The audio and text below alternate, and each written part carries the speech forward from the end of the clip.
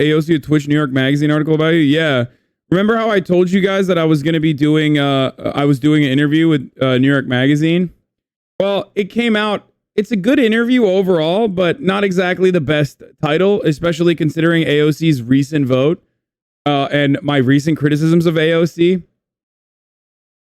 So, you know, that's not great, but what are you going to do? Did they do one of her called the XQC of Politics? That's funny. Streaming with Hassan Piker, the AOC of Twitch. I'm a political commentator with like stands. I don't like it whenever people put that. I don't personally enjoy whenever people don't clean up the way I speak on interviews. That's like a pet peeve of mine, especially because like, yeah, I say like a lot. I say all that stuff a lot, but like when you put it in the fucking headline, it's like kind of belittling and silly.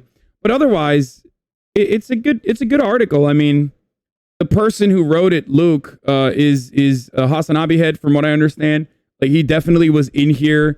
He definitely has been in here for a very long time. He's been in this community for a long time because, you know, the questions that he asked were pretty good. Look on that picture though. Yeah, I mean, I guess. Tom Piker was in a rage. A million tabs were pinched together like sardines at the top of his browser. His jittery cursor bounced between them, summoning network news, chyrons, YouTube rants, viral tweets, and TikTok memes. Today's trending topic, Piker, who was 30 years old, had purchased a $2.7 million house in West Hollywood. An ordinary Twitch streamer's housing wouldn't make headlines, but over the past 5 years, Piker has become one of the most prominent socialist pundits in America. The controversy about the purchase had made it to Fox News and Breitbart, and Piker was prepared to take on the interlopers who logged on to see the fireworks. The only reason my house is really expensive is because of the area I lived in, he growled. Are you guys really that stupid? As long as you don't defang your core values, as long as you're still speaking truth to power, then fuck him, Piker tells me 3 weeks later, recounting the drama as we sit in the living room of his nearby apartment rather than the 5-bedroom, 5-bathroom home he refused to apologize for buying. I don't give a shit. I'm doing this in the least exploitative way you functionally fucking can. The room is littered with bachelorish clutter. Papers, books, and gaming gear are piled on every surface. It's my labor, he says, throwing up 2 middle fingers painted with chip black polish. Did I do that? I don't remember that. Oh, I did. I was like, yeah, fuck those people. I'm the one who's streaming for 10 hours. Piker is a Twitch streamer who spends every day in front of a camera speaking to his 1.5 million followers. But unlike most of the platform's top users who live stream themselves playing video games while shooting the breeze with their fans, Piker, username @Hasanabi, mostly talks politics. He trawls through Twitter and roasts bad takes from career right-wing correspondents like Ben Shapiro and Tucker Carlson. He breaks down the hawkish New York Times op-eds line by line, steadily working himself into a frothy fury. It is free associative and open-ended. I have an accelerated version of Brainworms, he says. I'm literally always online. I'm consuming media nonstop. Twitch is owned by Amazon and it provides no sorting category for civic commentary. Piker lists his broadcast under a section called Just Chatting. Tune into a Piker stream and watch him condemn the civilian death toll in Afghanistan. An hour later, he may move on to revisiting his favorite WWE feuds. Fans don't need to have studied Marx to understand where Piker is coming from. He looms over his streaming rig at 6'4", broad-shouldered, in a silver bracelet and paint-speckled Cowboy Bebop shirt, gnashing a cud of nicotine gum against his molars. Yikes. That's a visceral image to be painting, but what are you going to do? It's true. On election night, from this same room, he hosted nearly 230,000 concurrent viewers, making him the 6th most watched election live stream across the internet. A month prior, he broadcast playing video game Among Us with Representatives Alexandria Ocasio-Cortez and Ilhan Omar as a part of a voter registration push. Like those similarly alluring avatars of the left, Piker proposes not only ushering socialism closer to the center, but making it fashionable. For a long time in the Obama era, being a progressive meant that you listened to NPR podcasts and were constantly upset about not having enough representation in media. I meant like diversity, by the way. I didn't mean this like not having leftist representation in media. He says later adding, the left was always getting a bad rap. It was very successfully turned into a cartoonish depiction of a hysterical person, someone who doesn't see any joy in life. I want to show people that you can be a progressive and not be a total fucking scold. Piker was born in New Jersey and grew up in Istanbul, thoroughly obsessed with American movies. That's why I don't have an accent, he says. His first brush with Punisher came in 2013 after he secured an internship with the Young Turks, a progressive news show co-created by his uncle Cenk Uygur.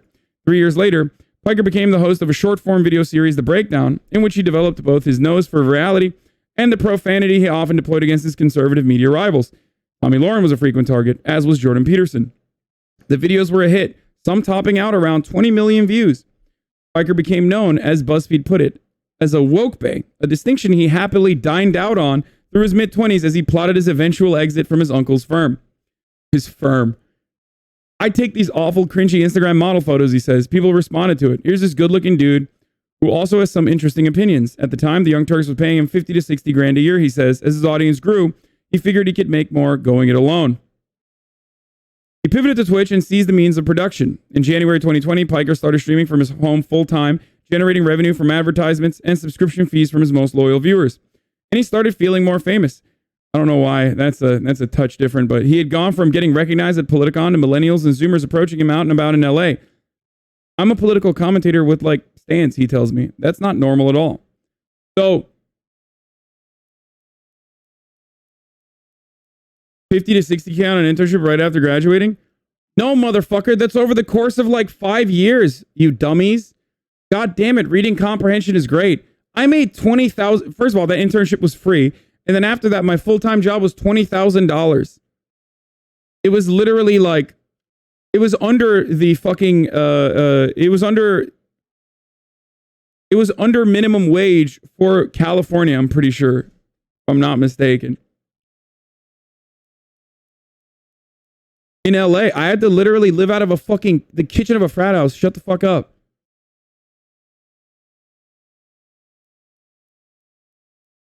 I'm saying by the time I was leaving,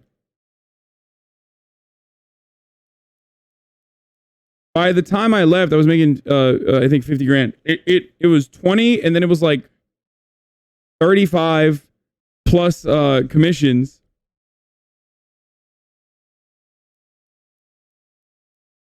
And then it was like by the time last year was like my last year there was 60. Like, you guys remember the fucking famous Charlie Kirk video?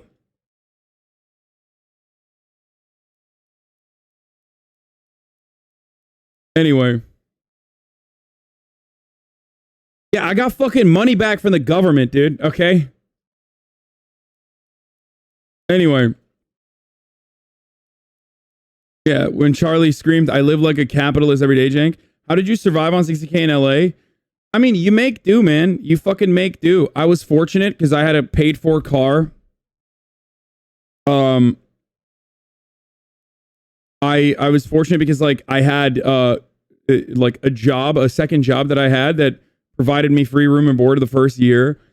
And I had roommates, you know what I mean? I just like fucking I had roommates. I would go and get like near expiration date chicken, manager special, as I called it.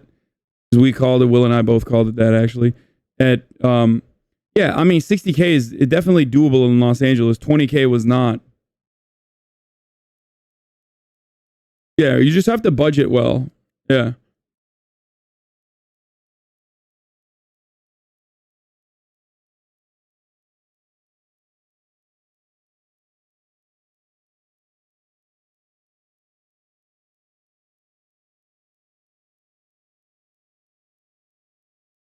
Anyway, his young admirers are why Piker frequently refers to his stream as a daycare. He's live from 11 a.m. to the early evening, cultivating the minds of teens, college students, and burned out 20-somethings around the world. Piker is aware he possesses a rare opportunity to radicalize the youth. As the boomer, he jokes at the start of his stream on the 20th anniversary of 9/11, "I want to show you guys how the world changed and how psychotic Americans behaved," before shuffling through a makeshift slideshow documenting the lowlights of those Protrian early Bush years. In 2019, he was briefly banned from Twitch and feuded with Representative Dan Crenshaw for saying America deserved 9/11 during a stream. "Obviously, I don't support terrorism," Piker tweeted in a response to Crenshaw. "After all, I'm criticizing the American government for supporting terrorism, both leading up to and post 9/11. I realize I use imprecise language that easily got weaponized by the right, but spare me your moral grandstanding. Freedom Fries, WMDs, and the murder of Balbir Singh Sadi are all mentioned. Many of the most prominent young pundits online, like Candace Owens, Dave Rubin, and Tim Pool, skew right. Maybe, argues Piker, his success will open the door for other young leftists, tipping the scales of the algorithm. I think the way I see the world is the correct way, and I think there are plenty of people who feel exactly like I do, but they don't have the tools to recognize that. I try to help them develop those tools," he says. "I love shitposting, I love having fun, but I take it seriously as well." Of course, that brings us back to the house and the reality that the more Piker's brand grows, the more prosperous he will become. For a select group of popular leftists, business is booming.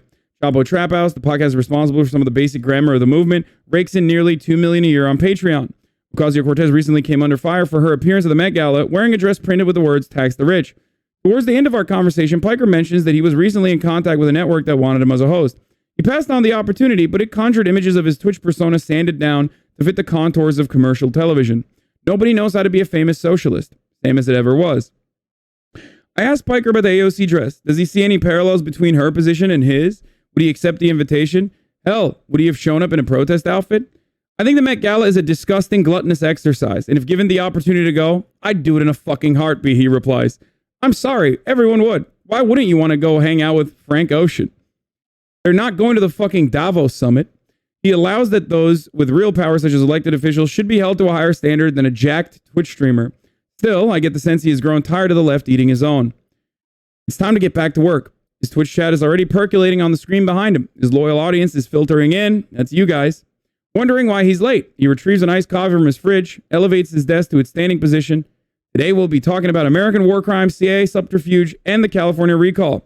All those nervy questions about real estate valuations, sartorial choices, the ethical maneuvering necessary for a socialist and a capitalist world will fade away. The cameras are rolling. The tabs are filling up on the Chrome browser, and Hasan Piker is at peace on the right side of history. Nobody in the world can convince him otherwise. Maybe it really is that simple. That last part is actually really, this part is one of the best things that anyone's ever written about me because it's so fucking true. Not like the mini fridge or the many tabs open, but this right here, like, this is true. This is the most true thing ever. This stream, while it's still a job for me, right? It's still my work. It's still how I make my living. And it's, I'm profoundly privileged and profoundly fortunate. Something I talk about regularly. Okay. But it's also an avenue for me to escape. Like, it is literally like escapism.